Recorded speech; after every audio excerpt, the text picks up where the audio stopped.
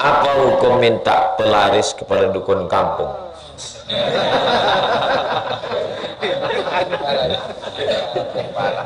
Yang dukun itu membaca ayat. Wa may yattaqillaha yaj'al lahu makhraja wa yarzuqhu min haitsu la yahtasib wa may yatawakkal 'ala Allah fa huwa hasbuh innallaha balighu amrih qad ja'alallahu likulli syai'in qadara. Selalu disebut dengan ayat 1000 dinar. 1 dinar 4,25 gram emas. Sekarang lebih kurang 5 juta. Berarti kalau 1000 dinar 5 miliar. Waktu diamalkan orang itu diberi Allah dia rezeki dari yang tak disangka-sangka. Apakah boleh membaca ayat tertentu dengan mengharapkan balasan tertentu? Boleh. Mana dalilnya? Dalilnya bertawassul dengan amal soleh. Amal soleh apa? Membaca kalam Allah. Nanti masuk toko pagi baca Fatihah sekali, Qul huwallah 3 kali, Qul falaq sekali, Qul binnas sekali, sholawat supaya dijauhkan dari gangguan jin-jin setan, supaya dibukakan Allah pintu rezeki. Boleh, tak salah. Tapi dia dukun Pak Ustaz. Mungkin dia ini dukun syariah.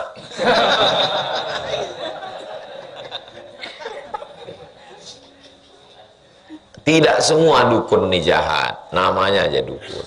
Contohnya dukun yang baik, dukun beranak, dukun sunat. Dukun sunat itu mana pakai?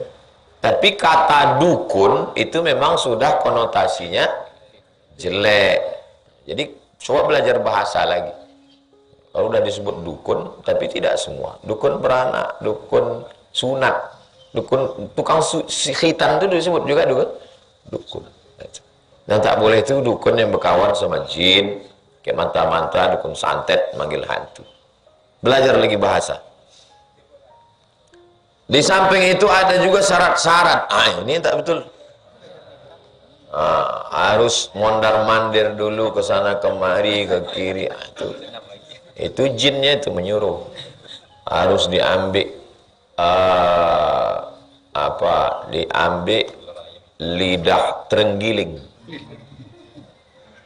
Lidah terenggiling itu kalau dibukanya mulutnya begini, maka berdatangan semut-semut. Maka dikeringkan lidah terenggiling itu, digantungkan di atas toko. Sebagaimana lidah terenggiling itu berdatangan semut, begitulah pembeli itu datang ke toko itu. Itu sihir itu. Sama juga kalau benci sama orang, diambil tulang pukang. Pukang itu kan malu sama orang, tak berani. Sebagaimana malunya pukang ini, begitulah budak ini malu mau kenalan sama orang. Antum pinang anak gadis orang, dia tak mau. Antum sakit hati, antum santet dia pakai tulang pukang. Sesudah disantet pakai tulang pukang tu malu lah dia, macam pukang. Malu kenalan sama orang, malu keluar rumah, akhirnya sampai tua tak berlaki. Itu sihir, setan punya kerja. Diambil air mandi orang mati, disiramkan ke depan warung orang. Sebagaimana orang benci menengok kubur, takut, begitu orang takut belanja. Itu syarat-syarat itu yang mengasihnya setan. Paham itu kan? Ditariknya korelasi itu. Kita kalau berdoa tak pakai tulang pukang, tak pakai air orang mati, tak pakai lidah terenggiling. Cukup pakai lidah multi level marketing. Bagaimana cara minta maaf dan bayar utang pada orang yang pernah kita ghibahi dan kita zolimi? Kalau membayar utang, utang itu materi, benda, duit, pinggan, mangkuk, balik kan? Kalau tak ada orangnya, balik ke ahli warisnya. Nanti ahli waris membagi kepada warisnya. Kalau tak juga, maka diserahkan ke masalih ammah, kepentingan umum. Kepentingan umum maksudnya kepentingan untuk masyarakat banyak. Contohnya, ke sinilah. Berapa dulu kau utang? Ada 100 juta kau. Buat kan sini, kasihkan dia biar selesai.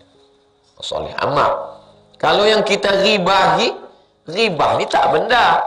Macam mana membalikkan ribah? Pernah kita ceritakan aib dia, itu dengan minta maaf. Apakah kalau kita minta maaf mesti kita sebutkan dosanya? Tidak. Aku minta maaf ya, kemarin waktu kumpul arisan rumah kau aja lain kami bahas. Tak perlu. Aku minta maaf segala silap salah dosaku. Aku pun begitu juga. Dah, kalau kita sama-sama ngaji tak terlalu penting dia salah. Bahkan sebelum tidur malam kita udah maafkan semua. Orang yang menyimpan dendam sama dengan menyimpan duri dalam daging.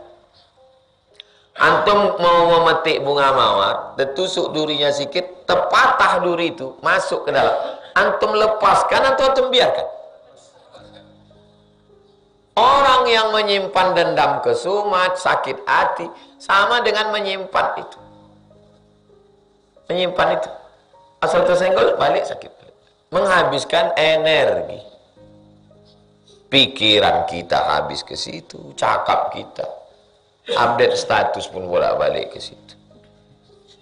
Jadi, lepaskan aja. Banyak yang perlu dipikirkan. Ustaz pikirkan? Enggak, tak pernah saya pikir. Pikiran saya, macam mana saya mau menulis syarah Riyadhus Shalihin? Macam mana saya mau menulis tafsir? Macam mana anak-anak santri? Macam mana pesantren? Macam mana jadwal saya keliling? Kan capek gitu tuh memikir, menyimpan-nyimpan itu. Plong, lepas. Berkurangkah rezeki kita Ustaz? Lan tamuta nafsun, orang tidak akan mati qabla an tastakmila rizqaha wa ajalaha. Sebelum rezekinya penuh, sebelum ajalnya sampai, orang tak akan mati. Semua dokter di Pekanbaru ini mengatakan antum mati, kalau rezeki belum penuh, tak mati. Rezeki antum sudah ditetapkan Allah 1 miliar. Baru habis 900 juta, tak mati. Sampai akhirnya antum opname habis 1 miliar itu baru mati. Nah, jadi kalau orang kuat akidahnya, dia tak takut dengan hidup ini.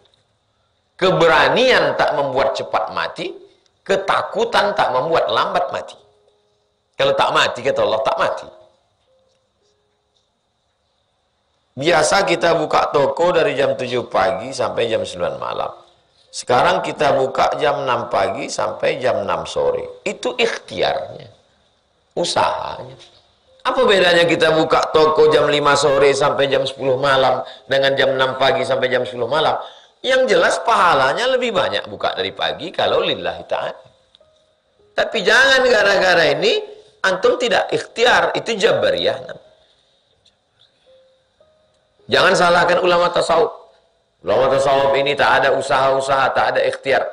Induk ulama tasawuf Imam Junaid Al-Baghdadi. Imam Junaid Al-Baghdadi punya toko di Baghdad. Pagi dibukanya tokonya, dilayaninya pembeli. Kalau tak ada pembeli, dia sholat sunat. Ada pembeli, dia layani lagi. Tak ada pembeli, sholat sunat. Selesai 400 rakaat, tutup toko balik. Baca Ar-Risalah Al-Qushairiyah. Supaya kita ditanya Allah bisa menjawab, apa usahamu? Aku berjualan, aku berdagang. Dengan tujuan biar bisa ibadah. Apa pula menutup toko tak bisa ibadah? Buka toko, tang sajadah situ. Maaf, sedang sholat. Nampak sunyi, sholat. Mana orang sekarang pas nampak ramai itu pula dia sholat.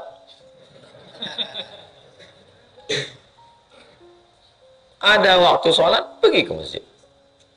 Ada toko cincin, tempat jual batu di dekat Ramayana. Asal masuk waktu sholat, selesai waktu sholat, buka balik. Toko-toko yang lain tak peduli sembahyang, buka terus. Dia tak peduli pula, yang penting sholat. Sekedar wasilah untuk mendapatkan rezeki, Allah kasih rezeki. Tak dikasihnya situ, dibukakannya dari pintu yang lain. Aku mau ikut tes dosen UIN, Mak. Kau ikut, kalau kau lulus, rezeki kau di situ. Kalau kau tak lulus, berarti rezeki kau tempat lain. Jadi ibu nasihati anak begitu. Jangan kau mesti di situ nak. Kalau kau tak lulus, mati kau nanti. Kawan saya pulang dari Mesir, kenal sama perempuan, bertamulah ke rumah perempuan tadi, jadi imam lah di situ sholat. Apa kata ayah perempuan nih? Memang super cocok jadi imam untuk anak saya. Sudah 99,9% nikah. Tak jadi diterima, hanya kerja belum tetap. Takut dia anaknya ini tak makan. Hari berganti, musim berubah. Cemana kawan saya itu sekarang? Kantornya 3 lantai. Duduk saya di kantor itu foto. Saya bilang, ini kantor kau ini kurang. Mesti kau tulis di atas. Apa tulisannya? Bekerjalah hingga mereka menyesal.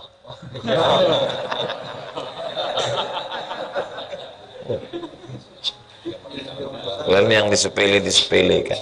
Masa dia tak diterima hanya karena sekarang setiap 2 bulan sekali dia pergi umroh. Mungkin anak gadisnya tak jadi, mungkin udah 20 tahun tak pergi umroh. Berfoto pula Ustaz Somad di kantor. Apa tak menangis darah dia nengok.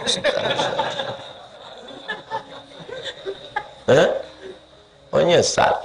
Jadi kalian kalau diremehkan orang, jangan balas, tapi kalian semangat sampai mereka menyesal. Siap? Siap. Banyak yang terakhir. Dan saya sampaikan pula kalian yang punya anak gadis, jangan kalian ukur orang dari waktu dia datang. Karena dalam hadis dikatakan idza ja'akum man tardawna dinahu wa khuluquhu. 2. Tak ada, kalau kau suka rezekinya tak ada. Cuman 2 yang disuruh Allah. Kau tengok agamanya, kau tengok akhlaknya. Baik agamanya, baik akhlaknya, terima dia. Rezeki datang belakang. Saya diundang makan buka bersama di Hotel Pangeran, Konglomerat Riau. Kami dulu Ustaz, waktu pertama nikah, kata ibu nih istrinya, bertamu ke rumah keluarga, tutup orang pintu karena dianggap mau mengutang beras, minjam beras. Sekarang undang. Jadi jangan sepelekan orang. Nampak orang ini baik, jujur. 2 yang ditengok, dinahu, agamanya, wa khuluquhu, akhlaknya. Kenapa 2? Karena ada orang yang rajin sholat tapi cakapnya kasar. Ini tak cukup. Ada pula yang lembut, baik tapi tak sembahyang. Ini tak cukup. 2. Dinahu, agamanya dan akhlak. Baik dia, terima dia, nikahkan anak. Selamat. Ini gara-gara dia datang naik Grab, dia datang naik ojek, tak diterima padahal dia baik. Diterima yang punya mobil, rupanya tak sembahyang. Diterima ini rupanya berdukun. Udah hancur babak belur, baru bertanya ke Ustaz. Gimana ini Pak Ustaz? Menantu kami tak sembahyang. Beribu pertanyaan menantu tak sembahyang. Saya udah begitu, dalam hati saya, mampus kok. Dulu datang orang baik-baik, tak mau terima. Sekarang, dulu waktu masih gadis, datang orang baik, oh, sekarang laki pemabuk, pecandu narkoba, tak sembahyang, barulah posting di Instagram, aku siap menerima apa adanya. Apa adanya lagi, udah babak belur. Waktu gadis itulah siap menerima apa adanya. Saya perjuangkan, kalian nih tak laku juga kan. Udah aku perjuangkan kalian. Apa hukum istri yang sering sholat di ujung waktu? Padahal bolak-balik diingatkan tapi tak dihiraukan. Orang yang sengaja menunda-nunda sholat, itu dia mau meminta laknat Allah. Makanya begitu datang azan, Allahu Akbar, Allahu Akbar, langsung wudhu. Yang paling bagus itu wudhu menunggu azan. Zalikumur ribat, zalikumur ribat, zalikumur ribat. Itulah jihad, itulah jihad. Apa dia? Intizarus shalah ba'da shalah, menunggu salat.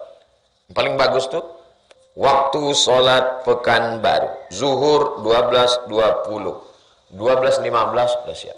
Tapi kalau tak juga pas azan. Nantilah. Allahu Akbar, langsung bangkit wudu. Jangan tengok, panjang lagi waktunya. Berubah. Siapa lagi merubah kita nih kalau tak kita? Apa hukumnya saya sebagai ayah tiri terlalu keras mendidik anak tiri saya untuk hal ibadah dan adab, sementara ibunya kurang peduli? Antum kalau nikah sama janda punya anak, lalu antum berhubungan dengan emaknya, maka anak janda itu sampai hari kiamat tak bisa antum nikahi. Namanya mahram mu'abbad, kekal abadi dia jadi anak antum, walaupun ayahnya orang lain. Kecuali aku terima nikahnya, habis itu janda itu mati, tak sempat maaf cakap dukhul, antum boleh menikahi anaknya karena belum sempat berhubungan. Kalau sudah berhubungan dengan emaknya sampai hari kiamat, itu menunjukkan bahwa anak itu adalah anak antum, mesti antum jaga. Jangan urus rambut saya, kamu bukan ayah saya. Aku sampai mati tak bisa menikahi kau. Kau ini anakku, walaupun ayah kau orang lain. Kau anakku menurut hukum Islam. Aku bertanggung jawab di hadapan Allah. Mana tahu antum dapat jodoh berlebih. Nikahi janda itu kan jodoh berlebih. Kata Nabi, kau udah nikah? Kata Nabi ke sahabat. Ya Rasulullah, aku menikah dengan sayyiban, janda. Kata Nabi, halla bikran tula'ibuha wa tula'ibuka. Kenapa kau tak nikah sama anak gadis? Kau bisa bergurau-gurau sama dia? Kata sahabat nih, adikku banyak. Kalau aku nikah sama anak gadis, sebaya sama adikku, berkelahi nanti dia. Aku nikah sama janda agak berumur sedikit, supaya bisa dilindunginya adik-adikku. Tengok cara berpikir dia. Dia tak berpikir untuk dirinya. Antum kalau menikah bukan antara antum sama dia, tapi sesuai dengan adik antum, sesuai dengan emak antum. Berkorban perasaan. Kau menikah sama janda, biar sesuai dia dengan adik saya Pak Ustaz, sesuai dia dengan emak saya. Untuk yang pertama nih Pak, nanti yang kedua baru saya kasih. Itulah kaji kita, salat sunat isyraq kita 2 rakaat. Usolli sunnatal isyraq rakaat ini lillahi ta'ala. Mudah-mudahan kita istiqomah. A'udzubillahi minasyaitonirrajim. Bismillahirrahmanirrahim. Alhamdulillah rabbil alamin. Wassalatu wassalamu ala asyrafil anbiya'i wal mursalin. Sayyidina wa maulana Muhammadin wa ala alihi wa sahbihi ajma'in. Allahumma faqihna fid din wa 'allimna at-ta'wil warzuqna fahmal mursalin. Allahumma iftah lana futuhal 'arifin. Allahumma ij'alna minal ulama'il 'amilin. Allahumma arzuqna as-sidqa fil qawl wal ikhlas fil 'amal. Waffiqna lima tuhibbuhu wa tarda. Allahumma ij'alna minal mutahabbina bi jalalik. Awzillana tahta zilli arshika yawma la zilla illa zillu. Allahumma ijma'na ma'al habibil mustafa fi jannatikal ula ma'an nabiyyin was-siddiqin was-syuhada was-salihin wa hasuna ulaika rafiqa.